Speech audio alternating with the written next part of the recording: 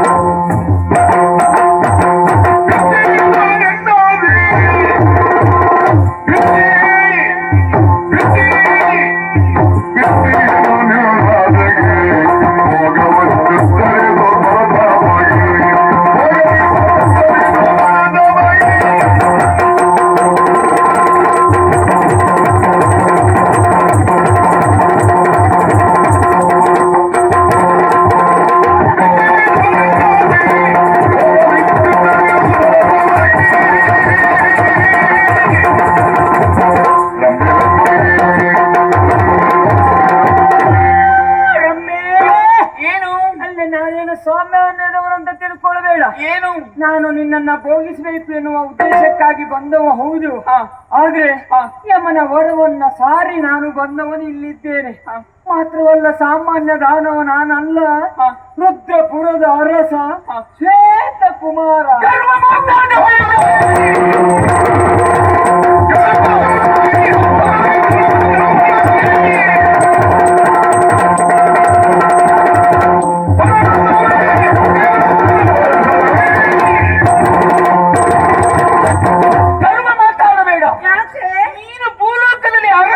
ಚಕ್ರವರ್ತಿಯಾಗು, ಅದು ನನಗೆ ಸಂಬಂಧ ಇಲ್ಲ. ನನ್ನ ಯೋಗ್ಯತೆ ಏನೋ ನಿನ್ನ ಹಣೆ ಬರುವಂತದ್ದು. ಭೂಲೋಕದಲ್ಲಿ ಮಾನವನಾಗಿ ಹುಟ್ಟಿ ಸಾವಿಗೆ ಕಟ್ಟಬೇಕವ ನೀನು. ಏನೋ ಮಾಡಬಾರ್ದು ಪಾಪಗಳೆಲ್ಲ ಮಾಡಿ ಸತ್ತು ನರಕಕ್ಕೆ ಹೋಗ್ಬೇಕಿತ್ತು. ಅದೇನೋ ಒಂದು ಪುಣ್ಯ ಇತ್ತು ಬಹುಶಃ, ಹಾಗಾಗಿ ಸ್ವರ್ಗಕ್ಕಾಗಿ ಬಂದಿದ್ದೀಯಾ? ಹೌದಲ್ವಾ? ಹೌದು. ಗರ್ವ ಮಾತಲ್ಲ ಆಡ್ಬೇಡ. ಸುಖ ಕೊಡುವುದಿಲ್ವಾ? ಇಲ್ವಾ? ಸುಖ ಕೊಡುವುದಿಲ್ವಾ? ಸುಖ ಕೊಡುವುದಲ್ಲ. ಈಗ ನೀನು ಇಲ್ಲಿಗೆ ಬಂದಿಲ್ಲ. ಹೌದು. ಇದು ನೀನಾಗಿ ಬರೋದಕ್ಕೆ ಸಾಧ್ಯ ಇಲ್ಲ.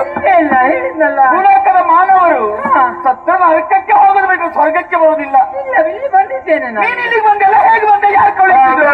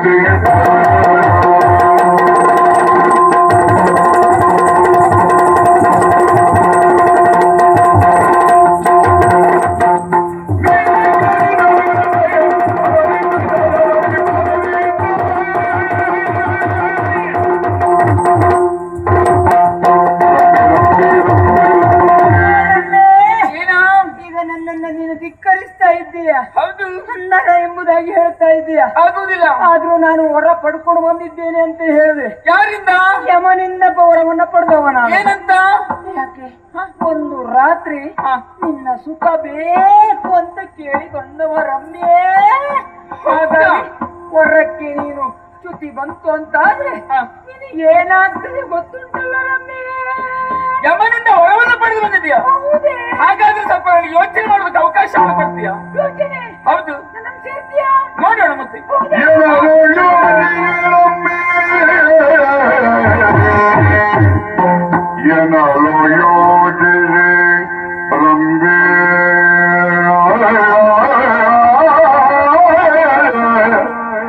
ಜನಪಗೆ ಇನಿತಾದರೆ ಓ ಜನಪ ಜನಪಗೆ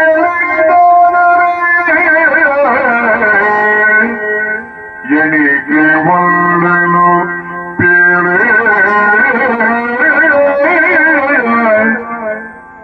ಎಣಿಕೆ ಮಾಡಲು ಪೇಳೆ ಅನುಕರಿಸು ನೀನು. ಹೌದು. ಅನುಕರಿಸು ನೀನು ಪಂಚಾಕ್ಷರಿಯ ಮಂತ್ರ ಪಂಚ ಕೋಟಿ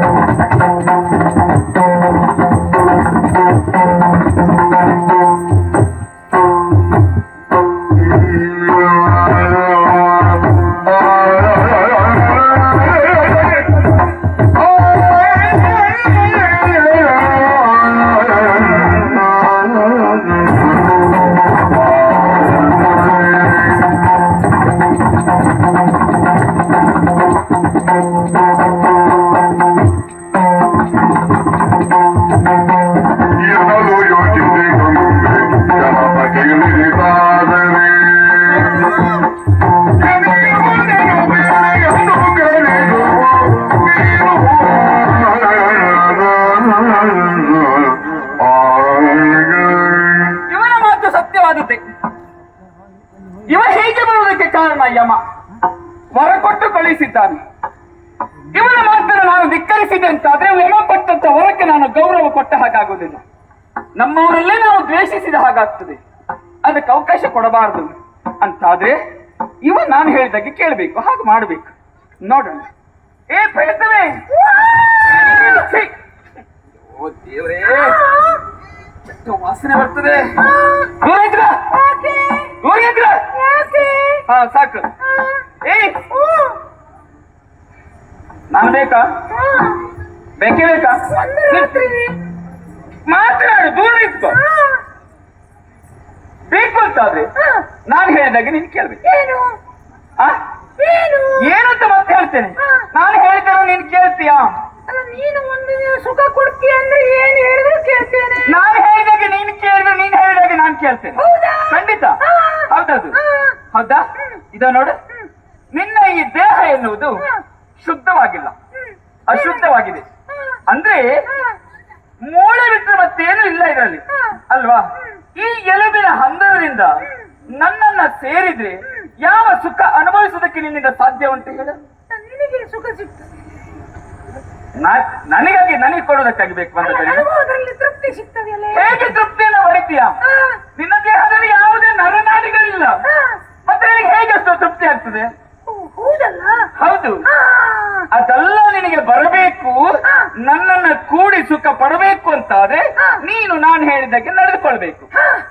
ಹೌದಾ? ಹೌದೌದು. ಅಶುದ್ಧವಾಗಿರುವಂತ ಈ ನಿನ್ನ ದೇಹ ಎನ್ನುವುದು ಶುದ್ಧಗೊಳ್ಳಬೇಕು ಅಂತಾದ್ರೆ ಏನ್ ಮಾಡಬೇಕು ಗೊತ್ತಾ?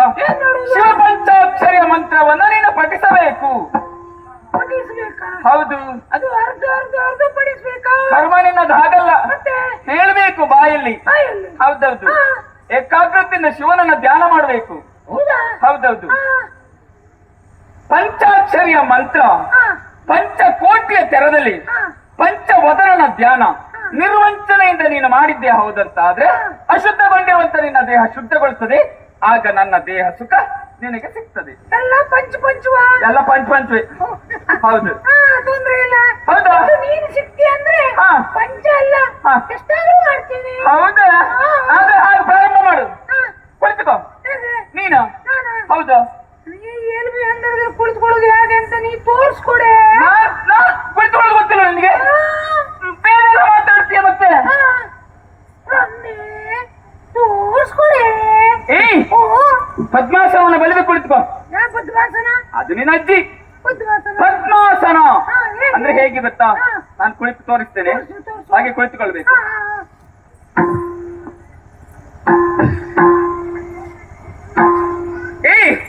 ನೋಡು, ಹೀಗೆ ಕಾಲ ಮೇಲೆ ಕಾಲಿರಿಸಿ ಕುಳಿತುಕೊಳ್ಬೇಕು. ಹಾಗೆ ಕಾಲ ಮೇಲೆ ಕಾಲಿರಿಸಿ ಕುತ್ಕೊಳ್ಬೇಕಾ? ಹೌದೌದೌದೌದು.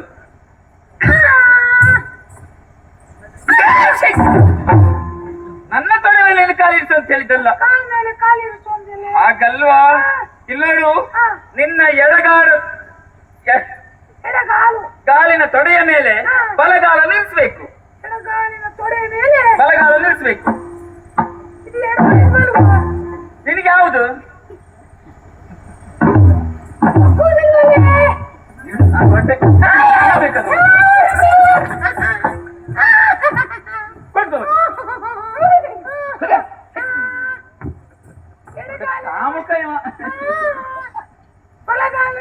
ಈ ಭೂಲೋಕದಲ್ಲಿ ಪೂರ್ಣ ಹೀಗಿದ್ದೇ ಮಾಡಿ ಇಲ್ಲಿ ಬಂದಿದ್ದಾರೆ. ಈ ಪರಿಸ್ಥಿತಿಯಲ್ಲಿ ನಾಚಿಕೆ ಆಗ್ತದ್ಯಾ? ಮರ್ಯಾದೆ ಹೋಗ್ತದ್ಯಾ ಮಾಡಿದ್ದೇನೆ ಹೇಳಿದ್ರೆ? ಹೌದಾ? ಈಗ ಬಲಗಾಲ ತೊಡೆ ಮೇಲೆ ಎಡಗಾಲಿರಿಸು. ಎಡಗಾಲಿರಿಸು. ಬಗ್ಗುದಿಲ್ವಾ? ನಾನ್ ಬೇಡವಾ?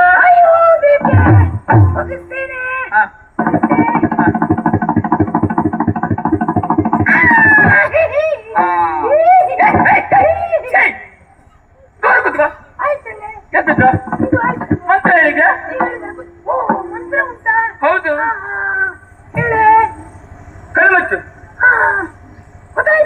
ಏನು? ದೊಡ್ಡ ಕಳ್ಳಿ ಅಲ್ಲ? ಯಾರು ಹೇಳಿದ್ದು? ನಿನ್ನ ಮನೆ ಕಲಿ ಬಂದಿದ್ದೆ ನಾನು. ಕಣ್ಣು ಮುಚ್ಚಿದ ಓಡಿ ಹೋಗ್ತೀಯಾ? ಹಾಗಲ್ವ? ಕೈ ಮುಗಿದು ಕಣ್ಣು ಮುಚ್ಚಿ ದೇವರ ಧ್ಯಾನವನ್ನ ಮಾಡಿದ್ರೆ ಏಕಾಗ್ರತೆ ಹುಟ್ಟುತ್ತದೆ ಅಂತ. ಕೈ ಮುಗಿದು ಕಣ್ಣು ಮುಚ್ಚಬೇಕಾ? ಹೌದು. ಕೈ ಹಾಗೆ ಈಗ ಹಾಗೆ ಹೇಗೆ ಹೀಗೆ. ಹಾ ಕಣ್ಣು ಕಣ್ಣು ಮುಚ್ಚು, ಎರಡು ಕಣ್ಣು ಮುಚ್ಚು. ಎರಡು ಕಣ್ಣು ಮುಚ್ಚೋಯ್ತಾ? ಹೌದೌದು. ಬೇಡ, ನಾನು ಒಂದೇ ಕಣ್ಣು ಮುಚ್ತೇನೆ. ಯಾಕ? ಒಂದು ಕಣ್ಣು ಮುಚ್ಚೆ ಹೀಗಾದದ್ದು. ಯಾರು? ಎರಡು ಕಣ್ಣು ಮುಚ್ಚು. ಎರಡು ಕಣ್ಣ? ಹೌದು. ಏ ಅದೇನದ? ಅಲ್ಲೇ ಹಾ. ಅದು ಮೊದಲು ಮುಚ್ಚಿದೆ, ಇದು ಮೊದಲು ಮುಚ್ಚಿದೆ. ಎರಡನ್ನೂ ಮುಚ್ಚು. ಎರಡು ಮುಚ್ಚಬೇಕಾ? ಹೌದು. ಹಾ, ಎರಡು ಮುಚ್ಚಿದೆ. ಈಗ ನಾನು ಹೇಳಿಕೊಟ್ಟ ಹಾಗೆ ನೀನು ಹೇಳ್ಬೇಕು. ಏನು? ಓಂ ನಮ ಶಿವಾಯ. ಓಂ ನಮಃ ಕಷಾಯ. ನಿನಗೆ ಚಳಿಗಾರ ಬಂತೇನಾ? ನೀನ್ ಹೇಳ್ತಿದ್ಯೆ. ಕಷಾಯ ಅಲ್ವಾ? ಓಂ ನಮ ಶಿವಾಯ. ಓಂ ನಮಃ ಶಿವಯ್ಯ. ನಿನ್ನಮ್ಮ ಆ, ನೀ ಶಿವಯ್ಯ ಅಂದಲೆ. ಶಿವಾಯ. ಶಿವಯ್ಯ. ಓಂ ನಮ ಶಿವಾಯ. ಓಂ ನಮಃ ಕಷಾಯ. ಓ ಮತ್ತೆ ಅದನ್ನೇ ಹೇಳ್ತೇನೆ. ಸ್ವಲ್ಪ ಸ್ವಲ್ಪ ಹೇಳಿಕೊಟ್ಲ? ಹಾ, ತುಂಡು ಮಾಡಿ ಹಾಕ್ಬಿಡೆ. ಹೇಳಿಕೊಟ್ರೆ ಹಾ, ಸರಿ, ಈ ಬರ್ತದೆ. ಹೇಳ್ತೀಯಾ? ಹಾ. ಓಂ ಓಂ ನಮಃ ನಮಃ ನಮಃ ಅಲ್ಲ, ನಮಃ ನಮಃ ಶಿವಾಯ. ಶಿವಾಯ. ಶಿವಾಯ. ಶಿವಾಯ. ಹಾ. ಓಂ ಓಂ ನಮಃ ನಮಃ ಶಿವಾಯ. ಶಿವಾಯ. ಹಾ. ಓಂ ಓಂ ನಮಃ ನಮಃ ಶಿವಾಯ. ಶಿವಾಯ. ಓಂ ನಮಃ ಶಿವಾಯ. ಓಂ ನಮಃ ಶಿವಾಯ. ಓಂ ನಮಃ ಶಿವಾಯ. ಓಂ ನಮಃ ಶಿವಾಯ. ಹಾಗೆ ಹೇಳು ಮಾರಾಯ. ಹಾಗೆ ಹೇಳು ಮಾರಾಯ. ಹಾಗಲ್ವೋ? ಮತ್ತೆಂತದೆ? ನಾನು ಹೇಳಿದ್ದು ದೇವರ ಧ್ಯಾನ ಮಾಡು, ನೀನು ಹಾಗೆ ಹೇಳ್ತಾ ಇರು ಮಾರಾಯ ಅಂತ ಹೇಳಿದ್ದೀನಿ ನಿನಗೆ. ಓ, ನನಗೆ ಹೇಳಿದ್ದಾ? ಹೌದು. ಹಾ, ಸರಿ ಸರಿ ಸರಿ. ಓಂ ನಮಃ ಶಿವಾಯ. ಓಂ ನಮಃ ಶಿವಾಯ. ಓಂ ನಮಃ ಶಿವಾಯ. ಓಂ ನಮಃ ಶಿವಾಯ. ಓಂ ನಮಃ ಶಿವಾಯ. ಓಂ ನಮಃ ಶಿವಾಯ. ಓಂ ನಮಃ ಶಿವಾಯ. ಓಂ ನಮಃ ಶಿವಾಯ. ಓಂ ನಮಃ ಶಿವಾಯ. ಕಳ್ಳಿ ಕಳ್ಳಿ ಕಳ್ಳಿ. ನಿನಗೇನು ಹೇಳಿದ್ದೆ ನಾನು? ಹಾ. ಕೈ ಮುಗಿದು ಕಣ್ಣು ಮುಚ್ಚಬೇಕು. ಓ, ಏಕಾಗ್ರತೆ. ನೀನ್ ಕಣ್ಣು ಹಾಕ್ಬಿಟ್ಟೆ. ಏಕಾಗ್ರತೆ, ಏಕಾಗ್ರತೆ. ಕಣ್ಣು ತೆರೆದ್ರೆ ಏಕಾಗ್ರತೆ ಹಾಳಾಗ್ತದೆ. ನಮ್ಮ ದೃಷ್ಟಿ ಪ್ರಪಂಚವನ್ನು ನೋಡ್ತದೆ, ಮನಸ್ಸು ಕೇಳ್ತದೆ. ಕಣ್ಣು ಮುಚ್ಚು. ಓಂ ನಮಃ ಶಿವಾಯ. ಓಂ ನಮಃ ಶಿವಾಯ. ಓಂ ನಮಃ ಶಿವಾಯ. ಓಂ ನಮಃ ಶಿವಾಯ. ಓಂ ನಮಃ ಶಿವಾಯ. ಓಂ ನಮಃ ಶಿವಾಯ. ಓಂ ನಮಃ ಶಿವಾಯ. ನಮಃ ಶಿವಾಯ. ಓಂ ನಮಃ ಶಿವಾಯ. ಓಂ ನಮಃ ಶಿವಾಯ. ಓಂ ನಮಃ ಶಿವಾಯ.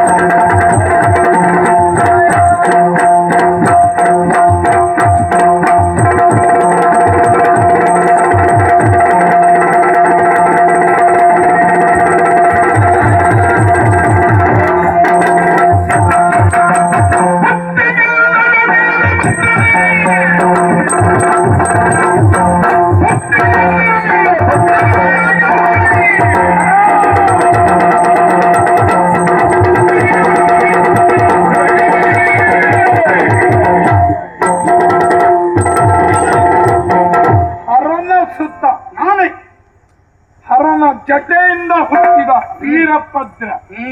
ನಿಮಗೆ ಬುದ್ಧಿಯೇ ಇಲ್ಲ. ಬುದ್ಧಿ ಇಲ್ವಾ? ಬುದ್ಧಿ ಇದ್ದಾದಿದ್ರೆ ವ್ಯವಹಾರ ಮಾಡುವುದಿಲ್ಲ. ಯಾಕೆ? ಆ ಪಾಪಿಯನ್ನ ಬಿಟ್ಟು ನಡ.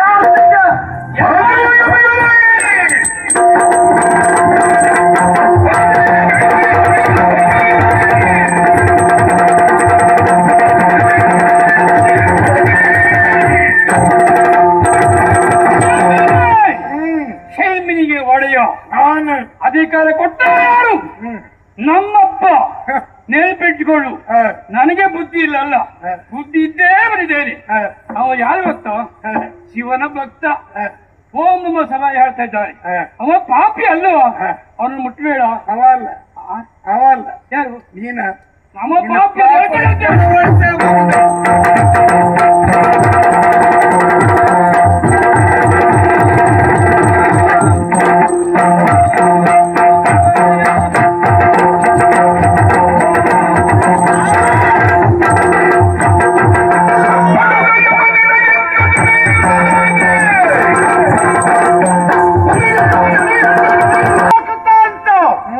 ಎಲ್ಲಲ್ಲಿ ಆಡೋ ಮಾತನ್ನು ಸರಿಯಾಗಿ ಕೇಳಲು. ಧರ್ಮದ ತಳಹದಿಯಲ್ಲಿ ನೀನು ಮಾಡುವಂತಹ ಕಾರ್ಯ ಇದ್ದ ಕಾರಣ ನಿನ್ನನ್ನ ಜಗತ್ತು ಈ ರೀತಿಯಾಗಿ ಕೊಂಡಾಡಿತು. ಹಾಗೂ ಯಮಧರ್ಮರಾಯ ಎನ್ನು ಹಾಗೆ ಆ ಹೆಸರಿಗೆ ಕಳಂಕ ತರುವಂತ ಕಾರ್ಯ ಈಗ ಯಾಕೆ ಮಾಡ್ತಾ ಇದ್ದಿ ಹೇಳುವಂತದ್ದು? ನೀನು ಹಿಡಿದಿರುವಂತಹ ಎಲಬಿನ ಹಂದರ ಪಂಚಾಕ್ಷರಿಯ ಮಂತ್ರವನ್ನು ಉಚ್ಚರ ತನ್ಮೂಲಕವಾಗಿ ನನ್ನ ಭಕ್ತ ಶ್ರೇಷ್ಠನಿದ್ದಾನೆ, ನನ್ನ ಭಕ್ತರನ್ನು ದಂಡಿಸುವುದರಿಂದ ಹೇಳು. ನೀನು ಹೇಳ್ಬಹುದು, ನಾನು ಒಪ್ಪಲಿಕ್ಕಿಲ್ಲ. ಅವ ಎಂತವನ್ ನಿನಗೊತ್ತುಂಟ?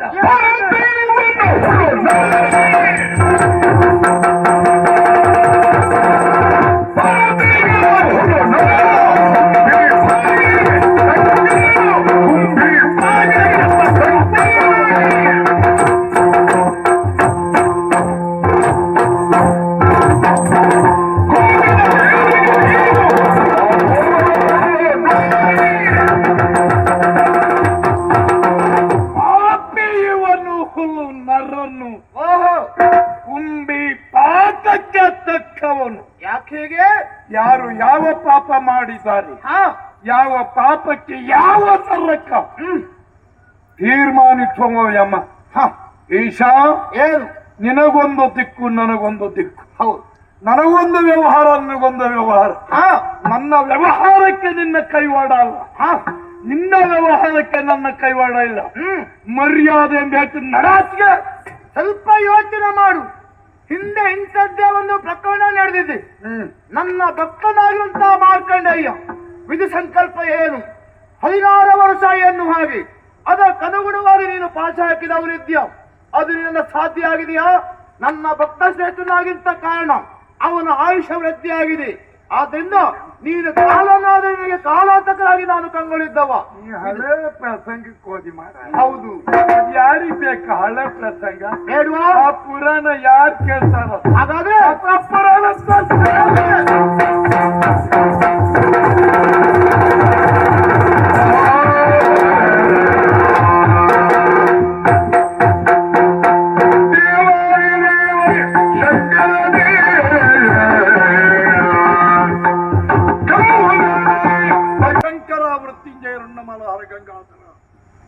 ದೇವಾದಿ ದೇವ. ನನ್ನದು ಅಪರಾಧ ಐತೆ ಪ್ರಭು. ಹೌದು, ಅಪರಾಧವಾದರೆ ಕಾಯುವುದು, ಕ್ಷಮಿಸುವುದು ನನ್ನನ್ನು. ಏನು ಉಪದೇಶ ಮಾಡುತ್ತೀಯೋ ಅದರಂತೆ ನಡೆಯುವುದಕ್ಕೆ ಯಮ ಸಿದ್ಧನಿದ್ದಾನೆ. ಹೌದೇ?